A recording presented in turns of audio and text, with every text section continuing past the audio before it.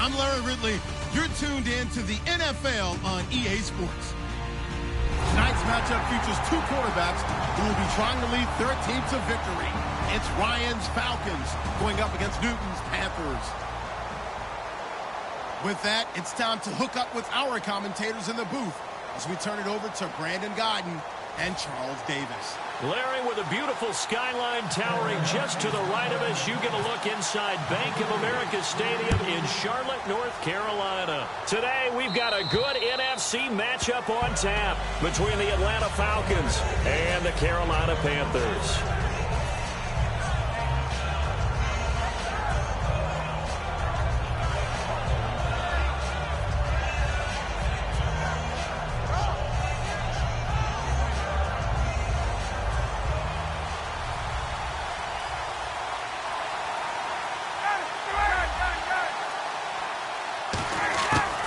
First and 10, it's Ryan. And incomplete to open things up. He was hoping to get that one to Tevin Coleman in space. That'll bring up second down. And now this offensive unit, we get a look at their starters. They put up good numbers last week, looking to carry that forward. Yeah, Brandon, they saw the numbers from last week. They expect to at least replicate them. They think that they can put up bigger numbers this week. They are a confident bunch. And they're able to get this one across the 35. Give them 11 yards that time and a new set of downs. Now a play fake here on first down. He completes it to Julio Jones. A gain of 6 there on first. So on that play, defense was in the zone. They ran a crossing route offensively, but the defense there, you got to be good with communication, don't you? You certainly do, and it's not something that is really evident when you watch it on the screen. But everyone's talking, communicating, pointing, and it keeps you from chasing receivers because you have a specific zone you have to cover. When a receiver's in your zone and he crosses to another one, you got to let your guy know. They got a completion there, but I like the discipline they showed to stay in their proper areas and then make the tackle.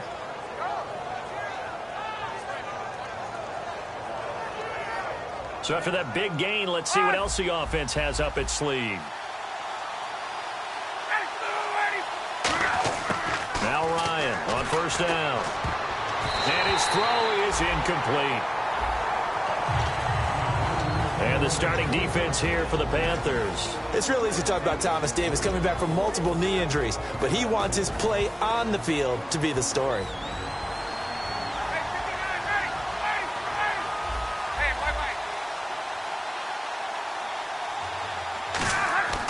Second and 10, it's Ryan again. And he fires one that's intercepted. Picked up by Thomas Davis. Certainly not how they envisioned ending their opening drive here in the first quarter.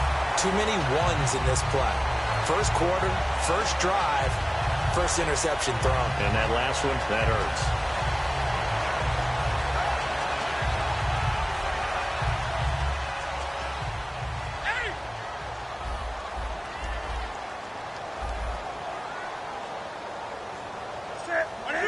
Stewart is the lone setback.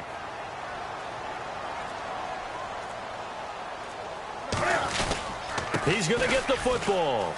And he's got some space here. And they get him down, but not before he takes it across the 40-yard line.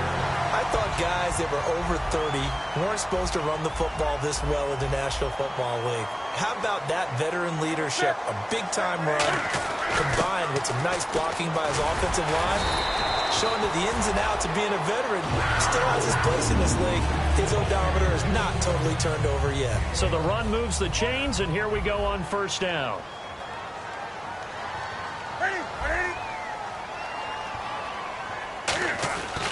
Newton gives off to Stewart. And that play will go nowhere. Losing yardage back near midfield at the 49. A loss of a full 3 yards, and now it's second down.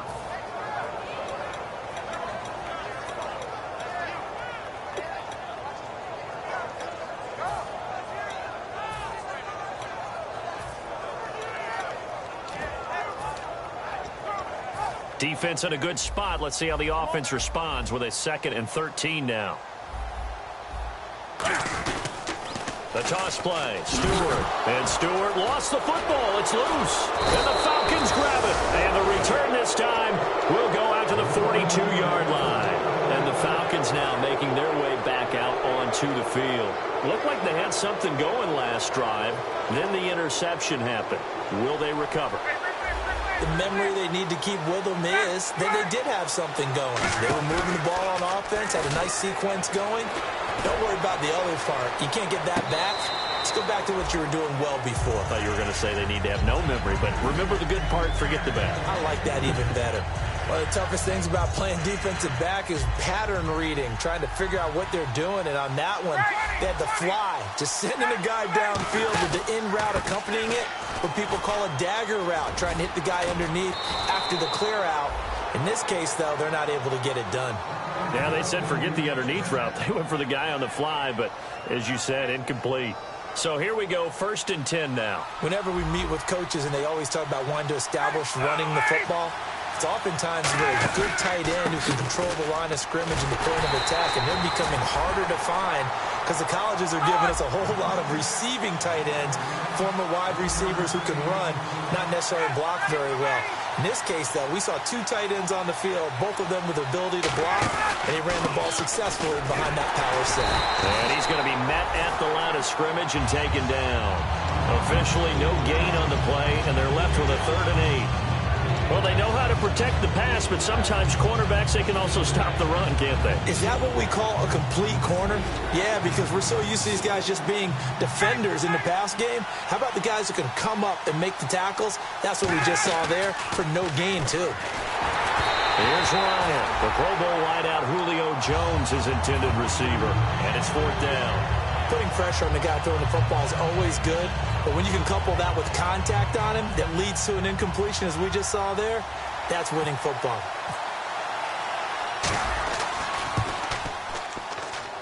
And his kick is good. And the Falcons are out to a 3-0 advantage.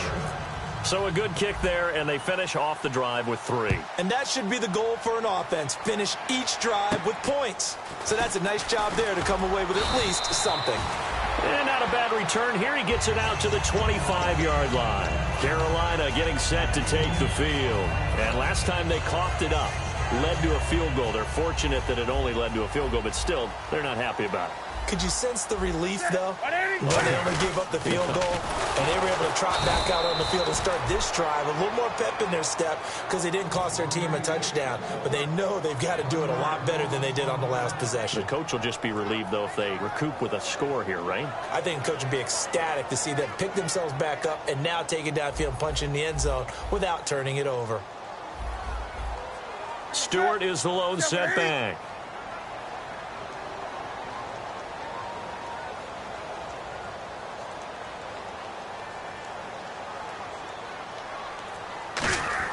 On 2nd down, here's Newton. And caught left side, Olsen.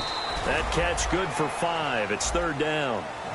When we look at this unit like we are now, Greg Olsen has become such a reliable target in this league. Loves to be considered the #1 option in the passing game in the offense he plays, and he lives up to it. Knows the defense is set for him, knows how to beat them. Wake up.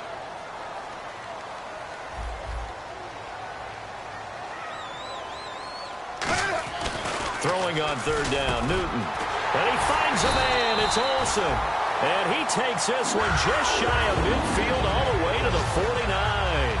Well, clearly one of his advantages as a passer is his height. Sit back in the pocket, fired over the middle. That makes things tougher defensively, doesn't it? It really does, because your goal is to move the quarterback off his initial spot when he gets his drop back completed. But when you have that type of height, he can stay in there if he's willing to take the hits and just fire over the top, which saves him time and actually completes a play a little bit quicker than it normally does for a quarterback who has to slide and find open space to throw. The starting defense for the Falcons. Malik Jackson is very steady and awfully productive.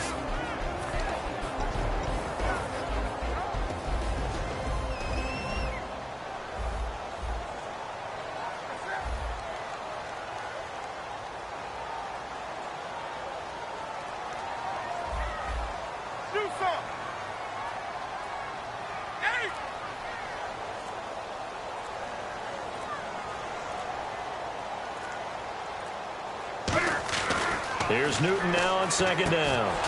Looking for the tight end, Olsen, and it's intercepted. A great read, and it's picked off. And a super return as he gets us all the way down inside the 25-yard line.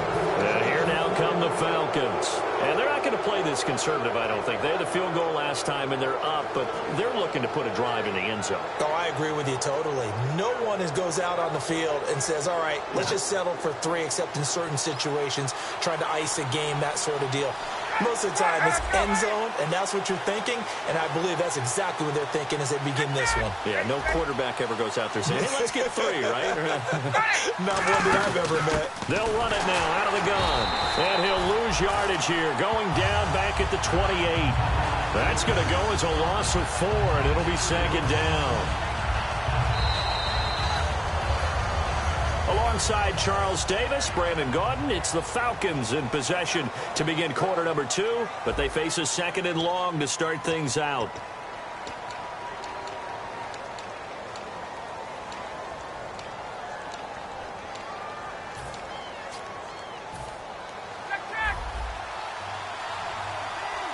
They come up in an empty set. 4 wide receivers, 1 tight end. Ryan firing quickly here, and that's complete. And 15 yards there on the catch and run. I like watching the wide receiver screen because it's a real teamwork play. Because guess what? The guy catching the ball, he'll get all the credit. But how about the people up to block in front of him, either fellow receivers or offensive linemen? That makes that play a really nice timing play. And he'll take it into the end zone. Touchdown, Atlanta. Julio Jones with touchdown number 7 on the year. And the Falcons will extend their lead. As a former DB, you might not like to see that, but from a wide receiver's perspective, those are the plays they dream of. Correct on both counts, all right? Because once he took off, I mean, let's face it, that should have been done in Big Sky country. Aren't any speed limits out there? And off he went. Glad I wasn't the one trying to chase him. And this will not be returnable. It's out of the back of the end zone for a touchback. Carolina getting set to take the field. And following the interception, we'll see what they can put together on this drive. I can hear my old college coach right now. He always used to tell us before every game, the team making the fewest mistakes will win. What they're hoping is that last mistake is their only one of the game. Coaches, that's all they talk. And that's caught inside the 30. A big play there for the Panthers. And even 50 yards. We often, with Cam Newton, talk a lot about his legs. Don't forget about that arm. He can throw it on a rope. He can loft it. He's got the touch that's been developed throughout his career. And the big part about just watching him throw it seems almost effortless. 8 yards on the pickup, and now they'll have some options on 2nd and short. Offensive linemen love creating space for their guys carrying the ball. But when that guy also breaks tackles and creates extra yardage, they almost feel like he's one of them, and they really embrace him. On 2nd down, they run with Stewart. And he'll take this one down near the 15. Just a gain of a yard there, and now it'll be 3rd down. Tough day, tough sledding right there, and it's been that way the entire game. Not a whole lot of room to ramble for him. Yeah, you're right. It's been that way all afternoon. Didn't get a whole lot better there. They'll try and run it. Here's Stewart. And he gets the first down yardage before he's brought down just outside the 10 at the 11. I always appreciate runners who understand situations. That was just 3rd and inches. No reason to dance around in the backfield and try and break off a bigger play. Just go pick up the first down, and that's exactly what he did. Well, the offense lining up 1st and 10.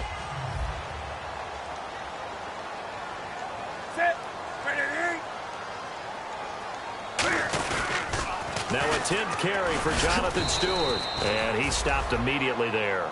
Credit him with a 1-yard gain there to make it 2nd and 9. I like the call. Inside the red zone, running the toss. Why? They want to get to the edges. They want to see if guys who don't normally make a lot of tackles are willing to actually do that. That usually means the guy's in the cornerback position.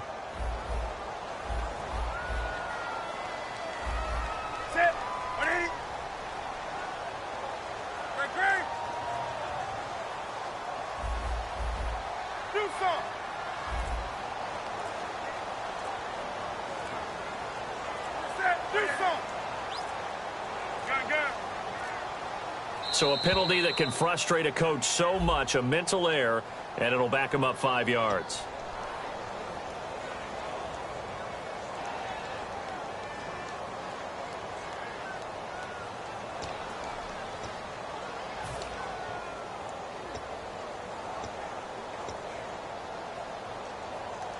Offense needs something here on second down. It is second and long.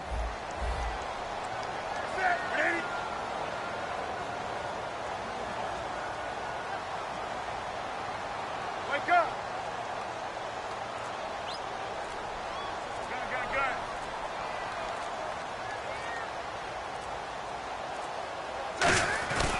Following the penalty, here's Stewart. Man, this play gets blown up. They'll lose yardage. Back at the 17.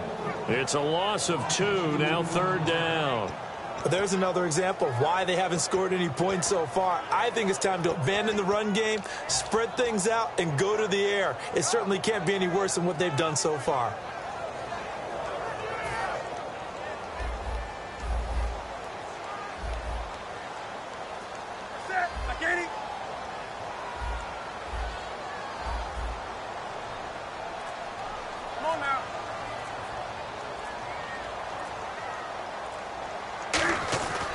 Third and long, it's Newton.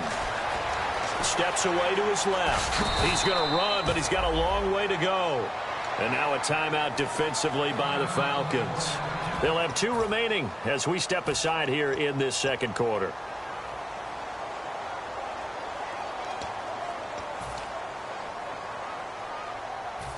Fourth down, and here's Graham Gano now in the field goal unit for the Panthers.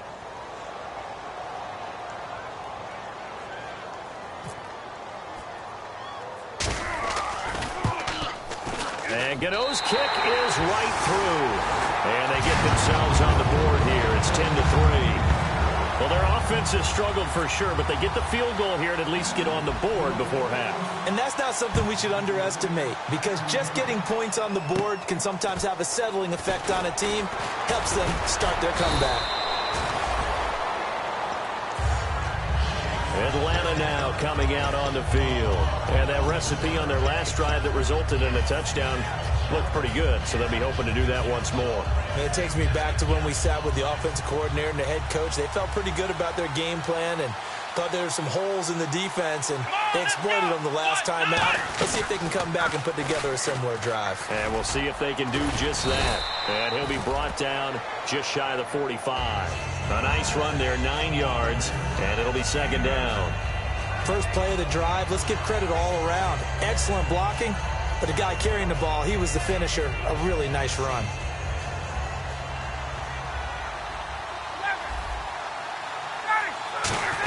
They're going to give this one to Gronkowski. And he'll be brought down at the 48-yard line. It's an 8-yard pickup and leads to a new set of downs.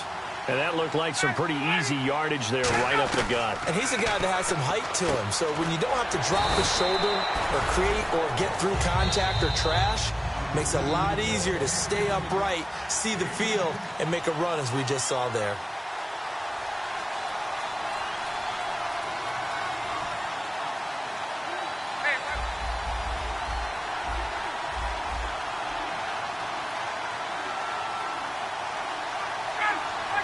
They'll bring a receiver in motion right.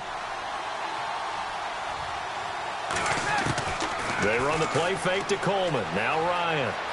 Escaping the pressure right. And that is incomplete.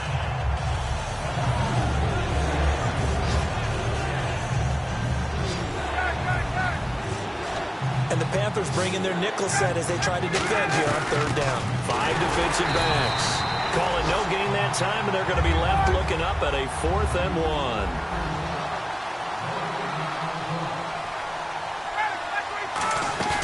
They'll try and throw for it with Ryan. Goes right side, complete to Gronk. It'll be a pickup of just 2. And on 4th down, they're able to convert and move the sticks. Well, it all came together on that one, didn't it? Big-time throw on 4th. Now, that had to feel good, didn't it? Taking that type of a gamble there and making it pay off. What a throw. And tough as a receiver because no matter how perfect the pass, you know it's 4th down and you got to convert. A little bit of extra pressure, but he overcame it. On second down, here's Ryan. They'll try and set up the screen. It's complete. It's a loss of 7. And now it's 3rd down. So now a 3rd and 12 with an extra defender here in the secondary, a nickel look.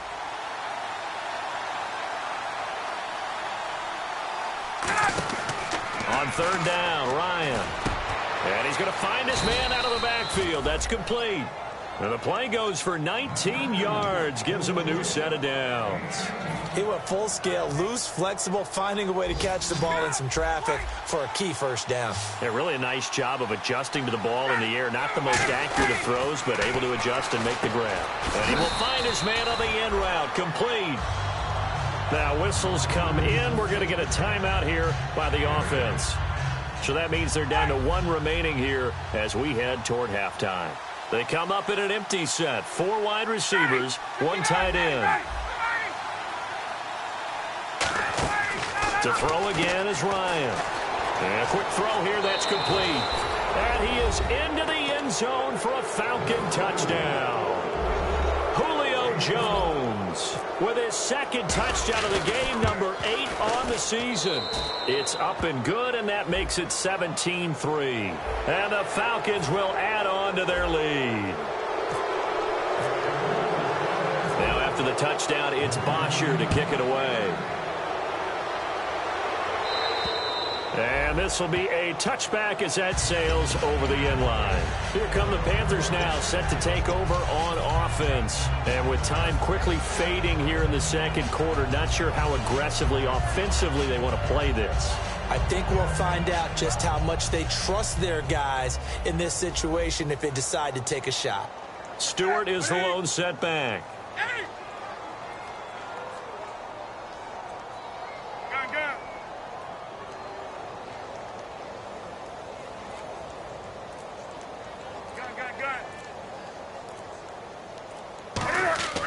Now Newton on 1st down. Dancing to his left. And I think the ball's out, and the Falcons grab it. When I see a play like that, I come back to risk reward. I don't know about you, but is it worth it at that point, whatever you're going to pick up, to either take the hit, and in this case, lose the football? So should have gone down. I mean, hindsight's always 20/20, but that's the safe play. You're exactly right. Hindsight's really never wrong, is it? Because you can analyze it, but I think ultimately you got to look at it as a first option, taking care of the ball, getting what you can, and that's it. Don't worry about it anymore. Now hold everything here. We're going to get a timeout by the offense. And with halftime on the horizon, they'll be out of timeouts from here forward.